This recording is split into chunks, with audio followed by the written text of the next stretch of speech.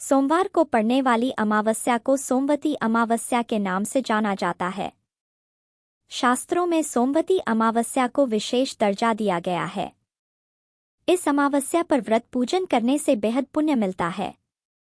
इस बार 2 सितंबर को सोमवती अमावस्या रहेगी। कहते हैं, इस अमावस्या पर व्रत रखने से व्यक्ति की समस्त मनोकामना पूर्ण हो जाती हैं। सोमवती अमावस्या पर दान का भी विशेष महत्व माना जाता है। कहते हैं, इस दिन दान करने से ग्रह दोषों से मुक्ति मिलती है। आइए अब जानते हैं सोमवती अमावस्या व्रत कथा। सोमवती अमावस्या की कथा के अनुसार एक गरीब ब्राह्मण परिवार था। उस परिवार में पति पत्नी और उसकी एक पुत्री रहती थी। उनकी पुत्री बेहद संस्कारवान एवं गुणवान थी, लेकिन गरीब होने की वजह से उसकी शादी नहीं हो पा रही थी। एक दिन उस ब्राह्मण के घर पर एक साधु महाराज पधारे। वे उस कन्या के सेवा भाव से बहुत प्रसन्न हुए। उन्होंने उस कन्या को लंबी आयु का आशीर्वाद दिया, साथ ही ये भी बताया कि लड़की के हाथ में विवाह योग नहीं है। तब ब्राह्मण दंपति ने साधु से इसका उपाय पूछा। साधु महाराज ने बताया कि तुम्हारे घर से कुछ ही दूरी पर एक गांव में सोना नाम की धोबिन रहती है। उसका एक बेटा और बहू है। वह महिला बहुत ही आचार विचार की और संस्कार संपन्न होने के साथ पतिपरायण है। यदि आपकी कन्या उस धोबिन की सेवा करे और वह महिला इसकी शादी के समय इसे अपने मांग का सिंदूर लगा दे तो आपकी कन्या का विवाह हो जाएगा, जिससे कन्या का वैधव्य योग मिट सकता है।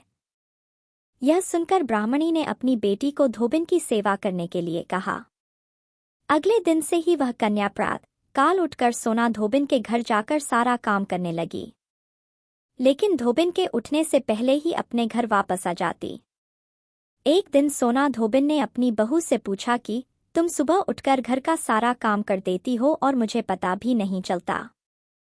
बहू ने कहा, माँ, मुझे तो लगा कि आप ही सुबह उठकर सारे काम कर देती हैं, क्योंकि मैं तो देर से उठती हूँ। यह सब जानकर दोनों सास बहू अपने घर की निगरानी करने लगी।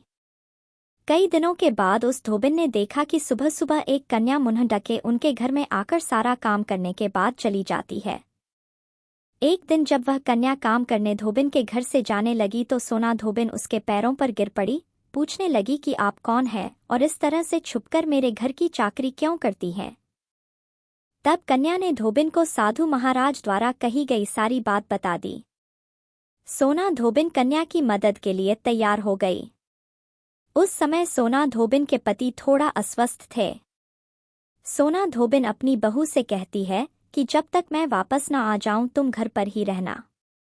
सोना धोबिन ने जैसे ही अपनी मांग का सिंदूर उस कन्या की मांग में लगाया, वैसे ही उसके पति की मृत्यु हो गई। उसे अपने पति की मृत्यु का पता चल गया। उस दिन वह घर से निराजल ही चली थी, यह सोचकर कि रास्ते में जहां पीपल का पेड़ मिलेगा वही उसे भंवरी देकर और उसकी परिक्रमा करके फिर जल ग्रहण करेगी। उस दिन संयोग से सोमवती अमावस्या थी।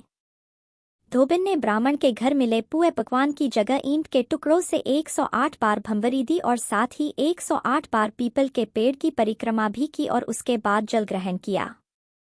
सोना धोबिन के ऐसा करते ही उसके पति के मृत शरीर में वापस जान आ गई। कहते हैं, तभी से सोमवती अमावस्या प्रसिद्ध हो गई।